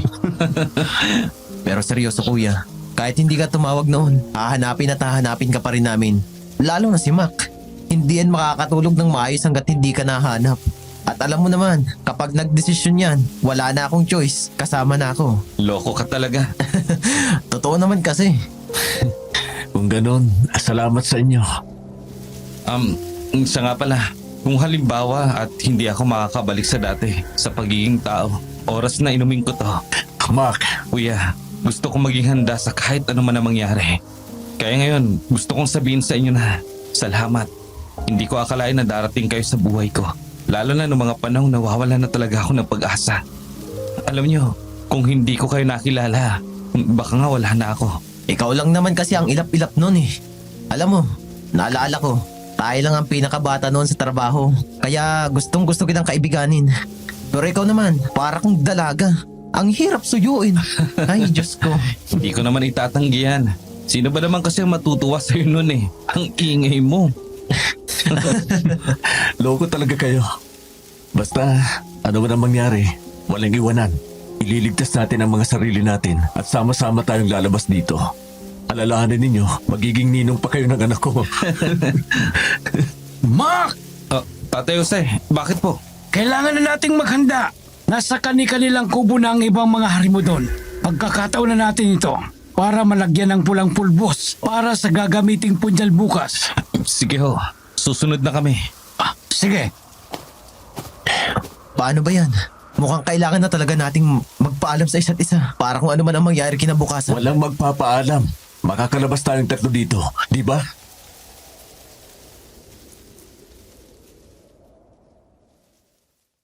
Tandang-tanda ko pa rin ang bigat sa dibdib ko habang pinagmamasdan ko silang dalawa noong mga panahong iyon, Miss Anne. Alam ko naman kasing pare-pareho kaming gustong makaligtas mula sa baryong yon. Pero alam din naming may posibilidad na may isa sa amin na hindi na makakabalik.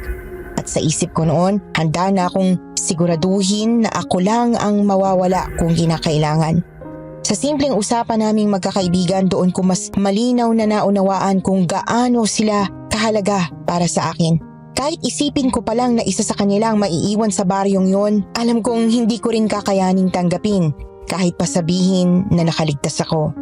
Mas kaya ko pang dalhin ang masaklap na kapalaran ko mag-isa kesa mabuhay na may konsensyang isa sa kanila ang naiwan para lang iligtas ako.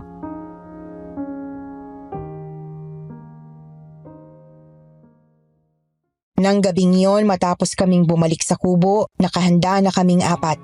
Dahan-dahan kaming dumaan ni Tatay Jose sa likuran ng mga kubo. Tahimik naming ginamit ang ginawa niyang labdik na may balang tinik na halaman na binabad niya sa kamandag ng ahas na matagal niyang inipon habang nakakulong siya sa baryong yon.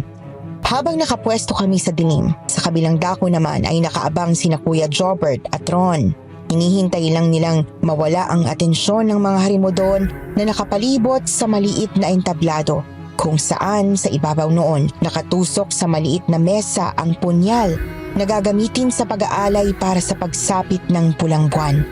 Nang mapansin ko ang dalawang harimo doon na medyo nakahiwalay sa iba, sinenyasan ko si Tatay Jose. Hindi na niya kinailangang magtanong at tumango na lamang siya sa akin. Huminga naman ako ng malalim, pinikit ang isang mata at sinipat ang pwesto ng isang harimo doon. Nang bumagsak ito, nakalikhayo ng ingay, napalingon ang iba nilang kasamahan. Dalawa sa mga bantay ang lumakad papunta roon para tingnan yung nangyari. Pero bago pa nila maunawaan ang sitwasyon, isa pa ang bumagsak sa kabilang panig dahil sa pag-asinta naman ni Tatay Jose. At dahil doon, nagawa naming paalisin sa entablado ang natitirang bantay. At habang abala sila sa pag-imbestiga sa ingay, mabilis na kumilos sina Kuya Jobert at Ron. Naging lookout si Ron habang si Kuya Jobert naman ay agad na binalot sa telang may pulbos na pula ang punyal. Maingat niyang kinuskos ang talim. Tiniyak na napahiran ang bawat gilid nito. Pagkatapos noon, mabilis silang tumakbo palayo. Kami naman ni Tatay Jose ay kumilos na rin pabalik sa kubo.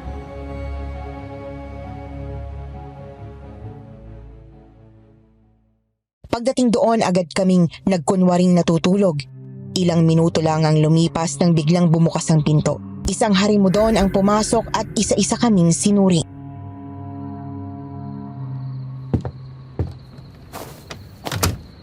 Muntik na tayo ron Ang importante, hindi nila tayo napansin. At nagawa natin ang paglalagay ng pulang pulbos sa punyal. Magaling! Nagawa natin ang unang hakbang. Bukas, ay sana gabayan tayo ng Diyos para mapagtagumpayan nito. Ano man ang mangyari bukas, lagi niyong sisiguraduhin ang kaligtasan niyo. Anong ibig sabihin mo, kuya? Ang ibig kong sabihin, mas mabuti kung siguraduhin muna natin ang kapakanan ng sarili natin bago ang isa't isa. Lalo ka na, Mac. Ha? Hindi mo kailangan gawin ang bagay na alam mo ikakapahamak mo. Hindi mo kargo ang buhay namin. Mas mabuti kung ang isipin natin ay kung paano natin maililigtas ang sarili natin.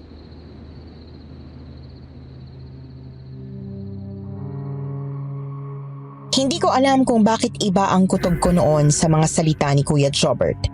Pero hindi ko rin sila ginulo pa, kaya naman hinayaan ko na silang magpahinga muna habang ako naman ay nanatiling nakasandal sa aking pwesto.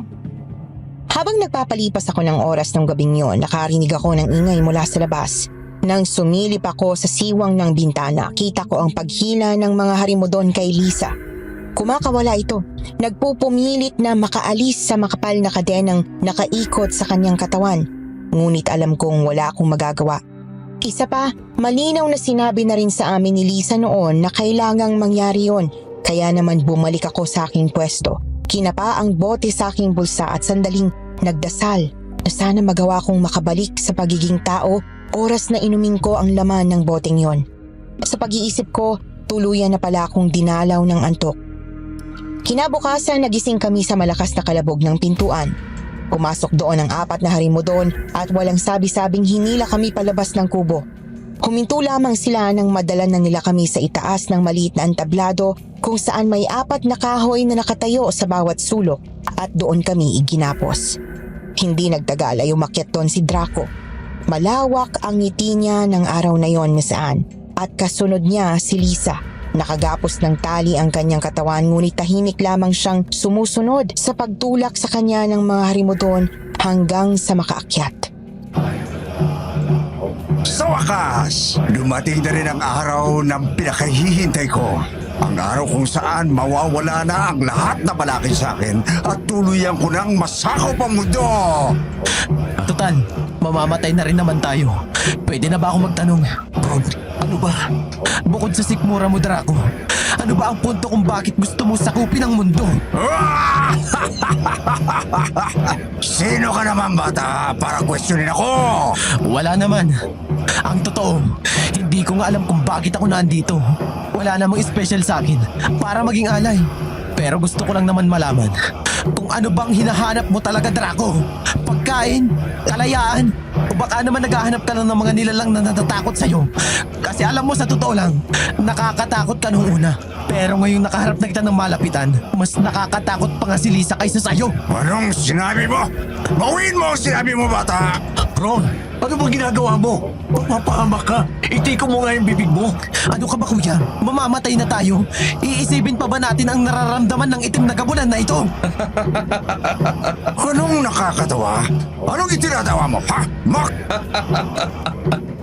Pasensya na, hindi ko mapigilang matawa. Sa ilang araw kasi namin dito sa baryo mo. Ngayon ko lang napagtanto na hindi ka pala nakakatakot. Sa totoo lang, nakakaawa ka. Itiko mo yung bibig mo kung ayaw mong hilahin ko ang dila mo ngayon din. Sinong tinakot mo, ha? Alam mo, Draco, isa ka lang namang aswang na uhaw sa atensyon. Kung magtagumpay ka man ngayong gabi at makalabas ka ng kagubatang to para mambiktima ng mga inosenteng tao, tandaan mo, may 4 na tao kang kinailangan bago ka nakarating dito. Dahil mahina ka at hindi mo kayang gawin to nang wala kami. Mac, tama na. Masasaktan ka lang lalo sa ginagawa mo. Muling pagkakataon mo na ito, Mac. Oras na marinig ko pa muli ang boses mo, babago na Diyos ng pulang buwan ngayong gabi at hindi ka na makakasigaw pa dahil pinutol ko na yung dila mo. Tigilan mo sila, Draco! Biktima mo sila ng kasamaan mo! Hindi mo sila mga alipin para utusan at pigilan ang kanilang emosyon! Matagal ka nang balakid sa plano ko, Lisa. Sa bawat takbang ko, lagi kang nakaharang. Pero ngayon, wala ka na magagawa. Oras na bumaba ang Diyos ng pulang araw at tanggapin ang mga alay ko. Pati ikaw ay luluhod sa akin. Diyos ng pulang araw? Sinong niloloko mo, Draco? Wala ka namang Diyos! Sarili mo lang ang sinasamba mo! Hindi ko kailangan sambahin ang Diyos para ipagkaloob niya ang gusto ko. Ilang henerasyon akong naghintay. Sapat na yun para ipagkaloob ng Diyos ang aking hiling.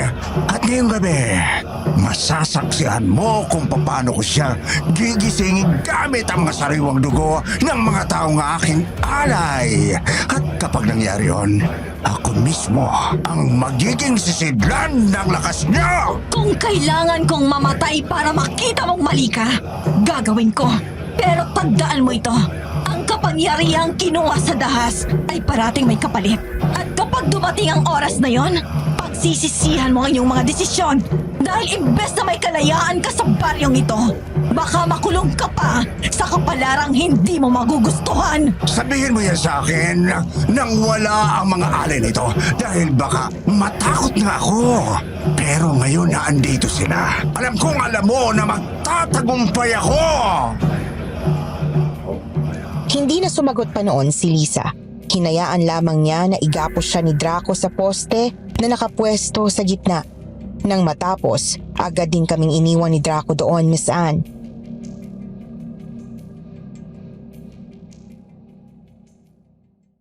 Tahimik lamang kaming 5. Bawat isa sa amin ay parabang hinihintay na lamang ang susunod na mangyayari. Lumipas ang oras. Si Tatay Jose ay pikit at tahimik na bumibigkas ng mga dasal. Si Kuya Jobert at Ron ay parehong nakasandalang ulo sa poste. Halata ang pagkainip at nakumpirma ko yon sa malalalim nilang pagbunot ng hininga. Hanggang sa biglang bumuhos ang ulan. Sa tansya ko, mga 4:00 ng hapon noon, Miss Anne. Medyo madilim na ang paligid, lalo na't makapala ang ulap sa itaas. Ngunit sa pagpatak ng ulan, lumapit si Lisa sa gitna.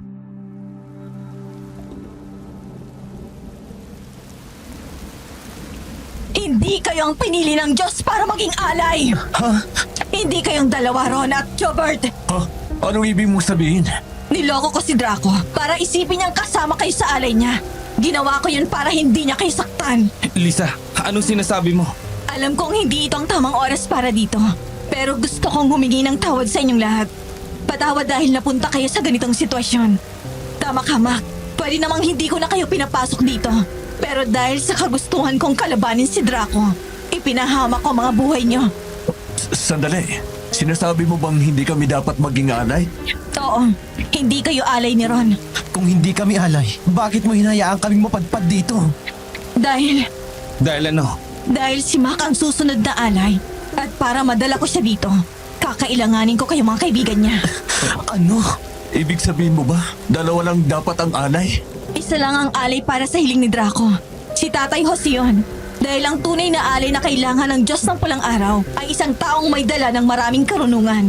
Kumbaga hindi lamang simpleng tao. Eh si Mac, para saan naman siya? Bakit kailangan mo siya? Para kapag naganap ang pag-aalay at tuluyan akong mapatay ni Draco, siyang makakatawag sa akin pabalik. Bakit naman? Paano naman niyo magagawa yon? Dahil matagal ko na siyang sinusubaybayan at nakatakda siyang samahan ako sa mundo ko. Nababaliw ka na. Ibig mong sabihin, ang gusto mong mangyari una pa lang ay kunin ng kaibigan namin. Siraulo ka pala eh. Alam kong maling ginawa ko.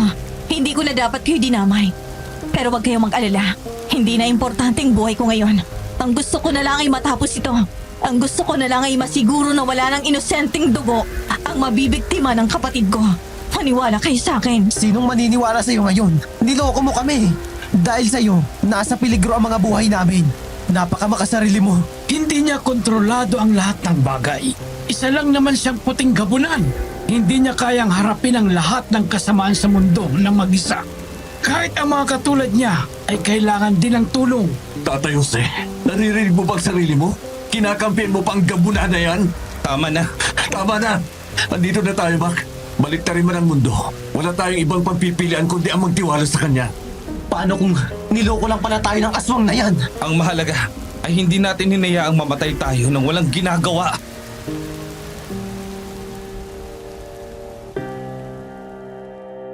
Matapos kong sabihin yon, biglang natahimik ang lahat, Miss Anne. Pero ano nga bang magagawa naman kung una pa lang pala ay planado na ang lahat? At isa pa ako sa naging dahilan kaya maging ang mga kaibigan ko ay nasa panganib.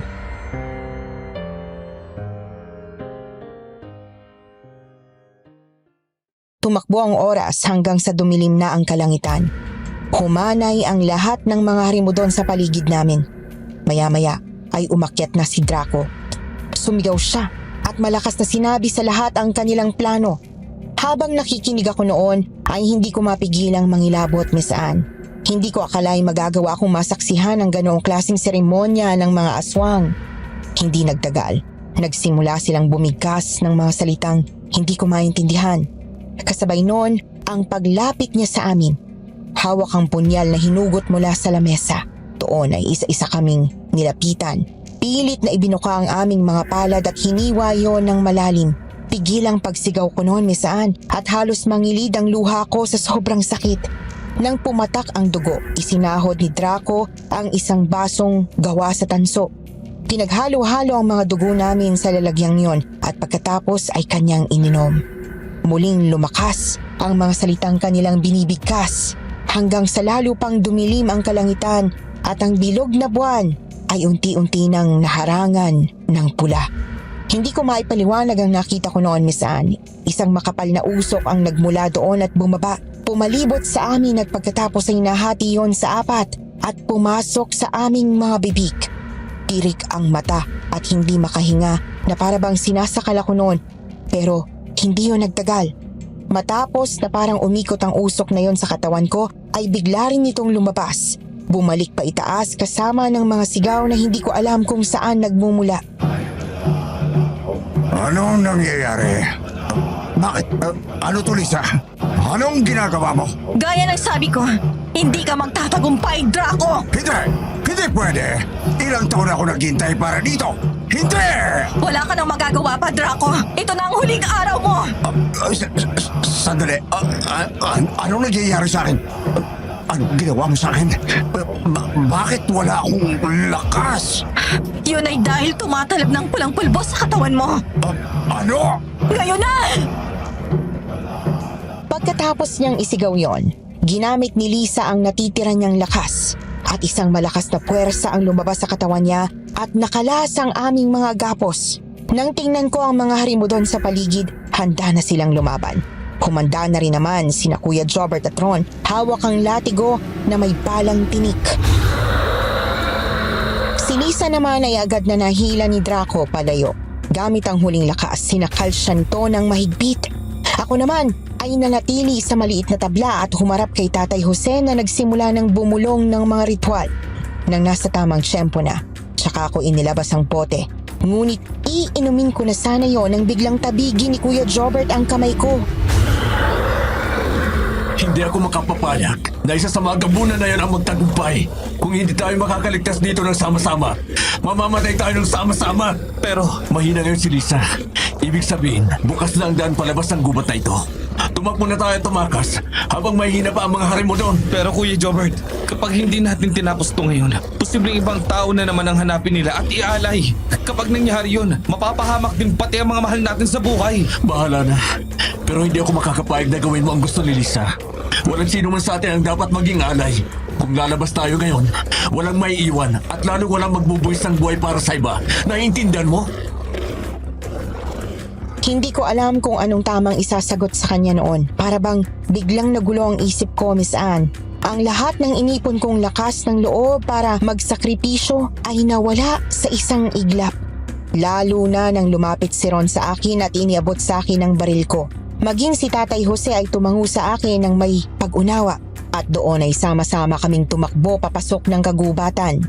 Hindi man kami tinigilang habulin ng mga harimudon. Nakatulong naman ang sandata namin at ang pulang pulbos para pabagalin sila. Pero kung nagawa man namin silang unahan, hindi ganoon ang epekto sa mga gabunan dahil nagawa pa rin akong mahila ni Draco. Naabot niya ang aking balikat at mabilis na ngumanga para kagatin sana ako nang biglang malakas na hampas ang nagpatilapon sa kanya.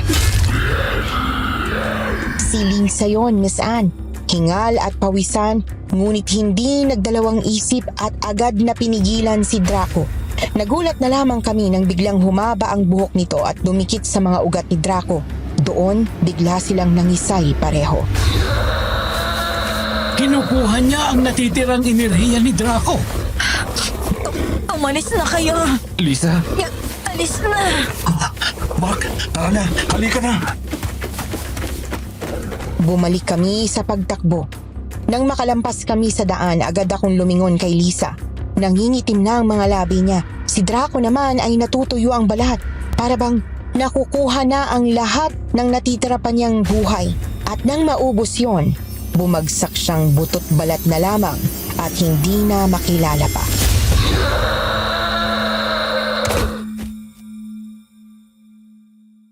Habang si Lisa naman ay nakatirik ang nangingitim na mata, ang kanyang mga litid ay unti-unti nang sinasapawan ng itim, ngunit bago makarating sa mukha niya yon, ay bigla siyang nagsalita.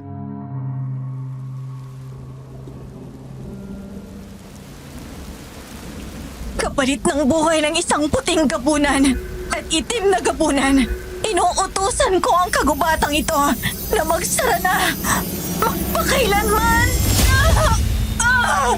Lisa, Isinakripisyo niya ang buhay niya. Ay, Diyos ko!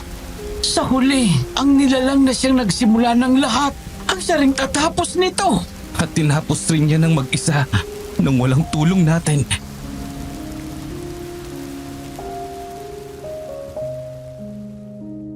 Biglang gumapang ang malalaking baging, ugat, halaman at lupa paitaas.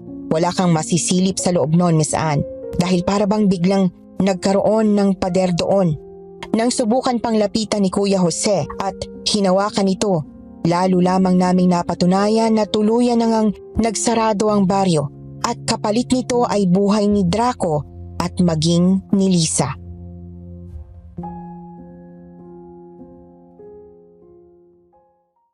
Sa awa ng Diyos nakauwi kami noon, Miss Anne. Nakabalik kami sa kanya-kanya naming buhay. Sa totoo lang, hindi ko akalaing makakaligtas ako, lalo na at noong mga panahong nasa baryo ako, malinaw sa akin na handa akong isakripisyo ang sarili kong buhay. Pero hindi ko inasahan na bukod sa patong-patong na takot, ay may mga nakakagulat pa palang bagay na mangyayari na siyang magliligtas sa akin. Pero kahit nakalabas kami roon, hindi agad nawala ang trauma sa akin, Miss Anne. May mga gabi na bigla akong nagigising at kahit simpleng huni ng ibon ay nagpapaalala sa akin ng kagubatan. Sinubukan kong itago yon sa mga kaibigan ko, ngunit katulad ko, dumaranas din sila ng parehong bangungot araw-araw. Dahil doon, minabuti naming humanap na noon ng ibang trabaho, malayo sa trabahong magpapaalala sa amin ng nakaraan. Dahil kahit na para bang naiwan ang sarili namin sa baryong yon, kailangan pa rin ipagpatuloy ang buhay, lalo na at hindi naman tumigil ang mundo para sa amin. Pero mabuti ang Diyos dahil nakilala ko si Mary. Isa po siyang psychiatrist, ang babaeng tumulong sa akin at sa aming magkakaibigan para kahit papaano ay makalimot kami at unti-unting natutunan muling ngumiti ng hindi pilit. Ngayon, ilang taon na ang lumipas. Kasal na kami ni Mary at nagsisimula na ng pamilya. Umaasa akong sa pagdaan ng panahon mababawasan kahit papaano ang ilang detalye sa isip ko. Kahit na hindi lahat. Sa totoo lang, Miss Anne, hindi ko rin alam kung bakit naisipan ko pa itong ibahagi sa inyo. Siguro dahil may bahagi sa akin na gusto nang ilabas ang lahat para kung maikukwento ko ito ng buo, baka sakaling mabawasan yung bigat. Baka sakaling tuluyan ko na itong maipahinga sa isip ko. Alam kong hindi madali, pero sa ngayon pipiliin ko munang mabuhay. Kasama ang asawa ko, kasama ang mga taong mahalaga sa akin. Hanggang dito na lamang po, Miss Anne. Maraming salamat sa pakikinig sa aming kwento.